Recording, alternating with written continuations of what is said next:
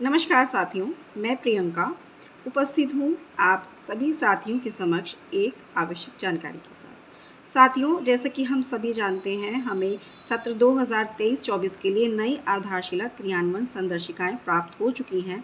इन पर हमें कार्य किस प्रकार करना है, इस पर समझ बनाने के लिए आज हम इस वीडियो में बात कर रहे हैं। और सबसे पहले हम बात कर रहे हैं आधारशिला क्रियान्वयन संदर्शिका भाषा की। तो जैसा कि हम सभी जानते हैं कि हमें निपुण लक्ष्य प्राप्त हुए हैं, जो कि हमें कक्षावार दिए गए हैं, 1, 2 और 3 के लिए अलग अलग दिए गए हैं।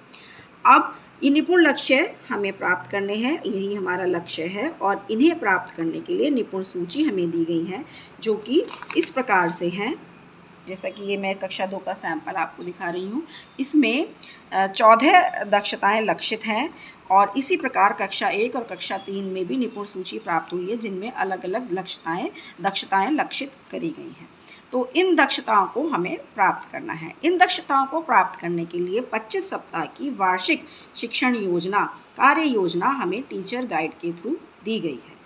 इस वार्षिक योजना में कक्षा 1, कक्षा 2 और कक्षा 3 में अलग अलग शिक्षण योजनाएं, कार्य योजनाएं दी गई हैं। अब इस वार्षिक योजना को प्राप्त करने के लिए साप्ताहिक शिक्षण योजना दी गई है। साप्ताहिक शिक्षण योजना में हमें साप्ताहिक शिक्षण चक्र के बारे में बताया गया है। ये शिक्षण चक्र 6 दिवस का है, और पहले 4 दिन इसमें हमें अनुदेशनात्मक कार्य करना है, यानी कि जो शिक्षण योजनाएं दी गई हैं उन पर कार्य करना है। 5वें दिन हमें सिखाए गए अनुदेशनात्मक कार्य, पिछले 4 दिनों का कार्य, उसकी पुनरावृत्ति करनी है। 6वें दिन हमें साप्ताहिक आकलन या साप्ताहिक पुनरावृत्ति करनी है।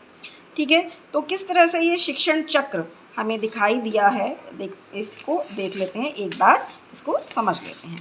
तो देखिए, यहाँ पर ये है मेरे पास शिक्षण चक्र।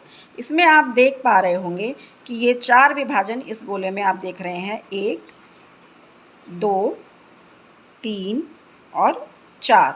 ये 4 विभाजन इसमें दर्शाते हैं 4 कार्य दिवस को, जिसमें कि हमें अनुदेशनात्मक कार्य करना है, दक्षताओं का शिक्षण करना है।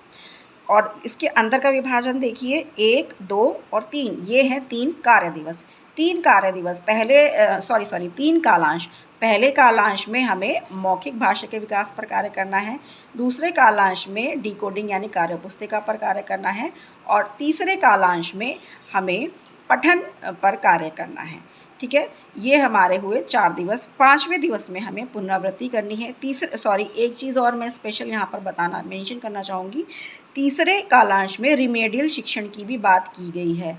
यहाँ पर ये पिछले संदर्शिकाओं से एक इम्प्रूवमेंट किया गया है। अब हमें हर तीसरे कालांश में 20 मिनट के लिए रिमेडियल शिक्षण करना है, जो कि हमें पिछले संदर्शिकाओं के अनुसार सिर्फ 6वें दिवस पर रिमेडियल कार्य करना था। अब देखिए, अगला है 5वां दिवस। इसमें हमें पुनरावृत्ति करनी है। तीनों पीरियड में हमें मौखिक भाषा पर साप्ताहिक पुनरावृत्ति और स्वतंत्र पठन रिमेडियल शिक्षण ये करना है। 6वें दिवस में हमें आकलन और रिमेडियल का कार्य करना है। तीसरे कालांश को फ्री रखा गया है, इसे हमें आवश्यकता अनुसार यूज़ करना है। तो ये था हमारा शिक्षण चक्र। आइए अब देखते हैं आगे इस संदर्शिका में क्या बताया गया है। आगे इसमें साप्ताहिक एवं दैनिक योजना की एक रूपरेखा एक चार्ट के फॉर्म में दी गई है, इंडिकेटर्स दिए गए हैं। देखिए, इसमें तीनों कालांश 40-40 मिनट के तीनों कालांश है, और इनमें कौन कौन सी गतिविधियां हैं। पहले कालांश में 2 गतिविधियां हैं, दूसरे कालांश में 2 और तीसरे कालांश में 3 गतिविधियां हैं। तो इन गतिविधियों में अलग अलग भी डिवीज़न है कि मौखिक भाषा विकास की गतिविधियों में कौन सी हैं, और पाठ्य पुस्तक आधारित मौखिक भाषा विकास में कौन कौन सी हैं। तो देखिए, यहाँ पर हमें दिया गया है कि 6 दिवस दिए गए हैं और गतिविधि दी गई है। तो इसका हमें एक चार्ट दिया गया है कि हमें जैसे कविता गतिविधि 6 दिन करनी है, मौखिक कहानी हमें 5वें दिन करनी है, अनुभव पर चर्चा 6वें दिन, मौखिक खेल, सामाजिक भावनात्मक विकास की गतिविधियाँ पहले और चौथे दिन, चित्र चार्ट पर कार्य दूसरे और तीसरे दिन, कविता पोस्टर पर कार्य हमें 6वें दिन करना है। इस प्रकार इस चार्ट को हमें फॉलो करते हुए इस साप्ताहिक एवं दैनिक योजना का क्रियान्वयन करना है। ठीक है, ये हो गया हमारा साप्ताहिक एवं दैनिक योजना की रूपरेखा। इसके आगे हमें इन लक्ष्यों को, दक्षताओं को प्राप्त करने के लिए हमें सामग्री मिली है, जिसमें कि सबसे पहले आती है टीचर गाइड, संदर्शिकाएं, फिर आती है पाठ्य पुस्तक, कविता पोस्टर, कहानी पोस्टर, चित्र चार्ट, चित्र कहानी पोस्टर, कार्य पुस्तिका। कार्य पुस्तिका में स्पेशल चीज़ यहाँ पर मैं बताना चाहूँगी कि कार्य पुस्तिका इस बार 2 भागों में दी गई हैं। पहले भाग में हमें लेखन आधारित यानी डिकोडिंग आधारित कार्य दिया गया है। दूसरे भाग में पठन कार्य दिया गया है, जो कि स्तर अनुसार सप्ताह दर सप्ताह जिसकी जो है कठिनता की जो डिग्री है वो बढ़ती जाएगी।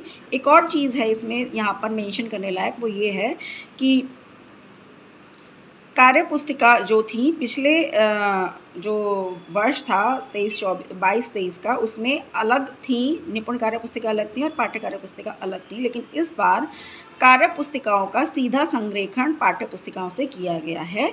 जो पाठ का मेन बुक में चल रहा है उसी पाठ के संरेखण में कार्य पुस्तिका कार्य भी दिया गया है, जो कि एक काफ़ी अच्छा इंडिकेटर है कार्य करने के लिए। अब यहाँ पर मैं आपको दिखाना चाहूँगी सैंपल दैनिक कार्य योजना का, यानी प्रतिदिन की जो 3 दिवस की कार्य योजना है वो किस प्रकार से इसमें दिखाई दे रही है। देखिए, एक ही पृष्ठ पर इसमें तीनों दिवस की कार्य योजना दिखाई पड़ रही है आपको, जबकि स्पेशल मेंशन यहाँ पर एक और ये है कि पिछली संदर्शिकाओं में 1 दिवस की कार्य योजना के लिए 2-3 पेज हमें देखने पड़ते थे।